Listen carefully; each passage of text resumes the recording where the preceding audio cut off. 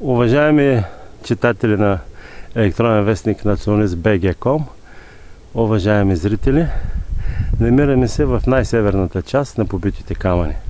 Това, което сега снимам и показвам, е всъщност онези големи камъни, които древните траки са поставили, за да няма растителност, за да не навлиза растителността в това поле, което вие сега гледате пред себе си, което цялото е от най-много може да има тук-там някой храст, някой тревичка. Но камъните са поставени така, защото целта е била слънчевите лъчи да се движат свободно и да проникват от определени точки до определени точки. По-точно казано, през определени дупки да стига до определени точки. Ето тази могила, която се намира в най-северната част. Ще покажем дупки в нея, които следят пътя на Слънцето и в които Слънцето влиза само в 4 дни през годината.